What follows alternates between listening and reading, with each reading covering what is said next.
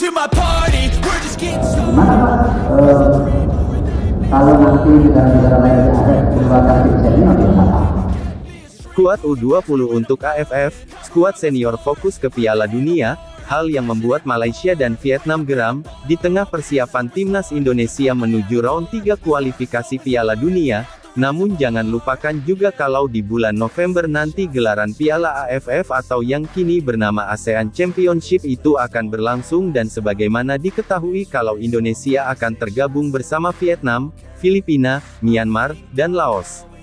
Piala AFF ini sebenarnya penting untuk Indonesia, apalagi timnas Indonesia belum pernah juara, mentok-mentok runner-up. Namun menurut Ketua PSSI Erick Thohir dalam interview beberapa waktu lalu, beliau memberikan isyarat kalau Piala AFF nanti Indonesia akan menurunkan pemain muda, lantas hal itu membuat negara-negara seperti Malaysia dan Vietnam geram.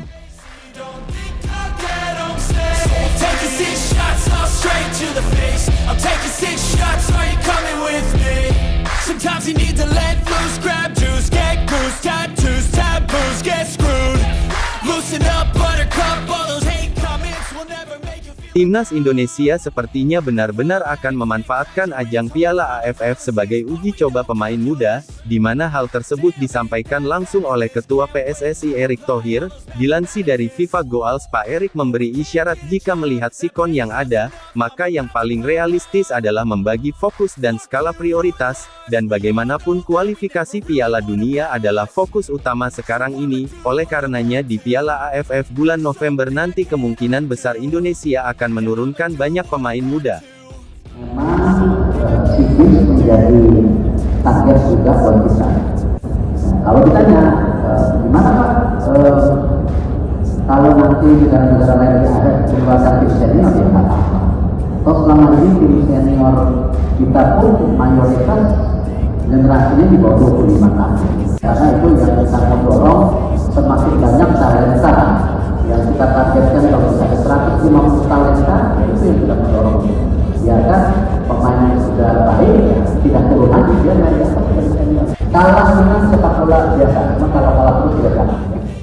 Melihat apa yang ada tentu bagi sebagian besar pecinta timnas Indonesia sekarang, agak aneh rasanya melihat timnas yang udah terbiasa tampil di level Asia tiba-tiba harus main di kompetisi regional. Benar kita enggak boleh menganggap remeh dan tidak respek kepada pihak AFF, namun bila berkaca dari jadwal Indonesia yang super padat, realistisnya ya benar seperti yang dikatakan oleh Pak Erick, yaitu menurunkan pemain muda, entah itu nantinya full timnas U20, ataupun kombinasi pemain timnas U20 dengan para pemain Liga 1 yang selama ini sulit menembus tim utama timnas asuhan Shin Tae-yong. Selain itu berkaca pada situasi Piala AFF yang sampai sekarang masih di luar agenda FIFA, sudah pasti Indonesia enggak akan diperkuat nama-nama pemain abad yang selama ini jadi pengisi di timnas, apalagi jadwal itu bentrok sama round 3 kualifikasi Piala Dunia. Konyol aja kalau masih memaksakan para pemain itu main di Piala AFF.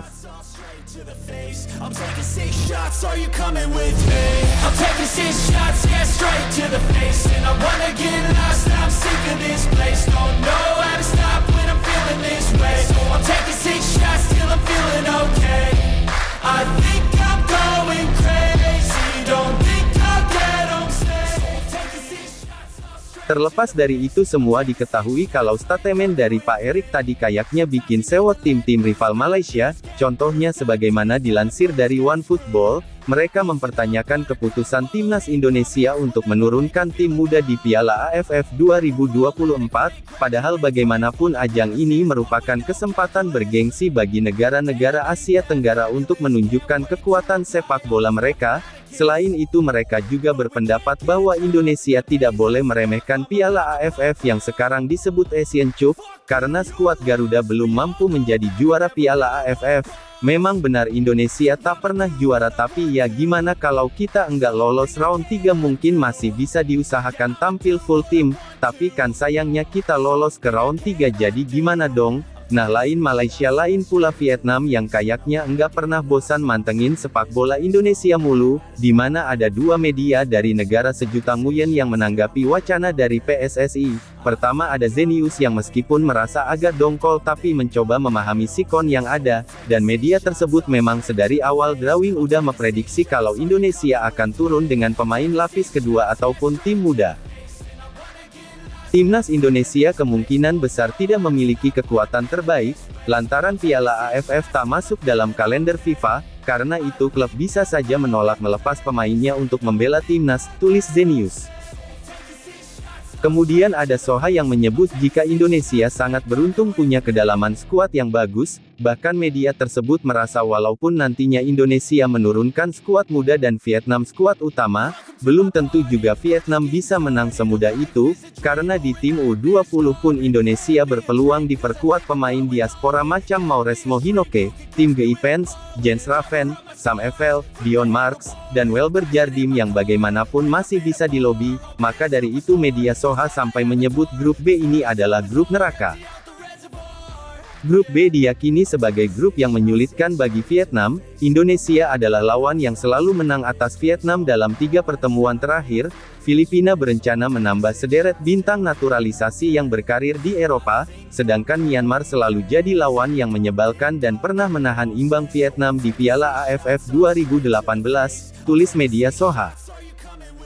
Sementara itu Coach Shin sendiri sebenarnya udah pernah mencoba menyikapi situasi ini sebijak mungkin, karena bagaimanapun ia sendiri juga mumet pastinya, jika harus membagi konsentrasi dengan dua tim yang berbeda, ditambah jadwal yang mepet, sebab ini jarak antara Piala AFF dan pertandingan kualifikasi Piala Dunia Round 3 hanya berjarak 5 hari, dalam drawing yang dilakukan pada Kamis tanggal 21 Mei tahun 2024 yang lalu, skuad Garuda yang tergabung di grup B bersama Vietnam, Filipina, Myanmar, dijadwalkan akan melawat ke markas Myanmar di matchday pertama grup B Piala AFF 2024 yang dilangsungkan pada Minggu tanggal 24 November tahun 2024. Setelah tandang ke markas Myanmar, timnas Indonesia akan menjamu Laos pada tanggal 27 November tahun 2024, dan 3 hari kemudian melawat ke kandang Vietnam pada tanggal 30 November tahun 2024. Setelah beristirahat sekitar 7 hari, Indonesia akan menjamu Filipina di laga pamungkas grup B Piala AFF 2024 pada Sabtu tanggal 7 Desember tahun 2024. Terlebih beberapa hari sebelum turun di Piala AFF 2024, skuad Garuda harus main dulu di babak ketiga kualifikasi Piala Dunia 2026 zona Asia, dan menurut jadwal akan ada sebanyak 10 pertandingan. Babak ketiga kualifikasi Piala Dunia 2026 zona Asia dilangsungkan dari September tahun 2024 hingga tanggal 10 Juni tahun 2025, dan masalahnya semua tahu kan kalau babak ketiga kualifikasi Piala Dunia 2026 zona Asia digelar pada FIFA Matchday medio September tahun 2024, Oktober tahun 2024, November tahun 2024, Maret tahun 2025, dan Juni tahun 2025. Di November tahun 2024 ini laga-laga bakal digelar pada tanggal 14 dan tanggal 19 November tahun 2024, yang mana itu artinya sangatlah mepet, karena hanya berselang 5 hari dari laga pembuka grup B Piala AFF 2024. Jelas akan sangat gila bagi PSSI kalau sampai meminta Shin Tae-yong turun di 2 ajang dalam waktu dekat yang mepet dengan skuad yang berbeda. Jadi dibuatlah sebuah wacana untuk full menurunkan skuad muda di Piala AFF, dan untuk skuad senior biarlah mereka fokus ke Piala Dunia dan berjuang keras untuk bisa kembali mencatatkan sejarah baru di pentas sepak bola dunia.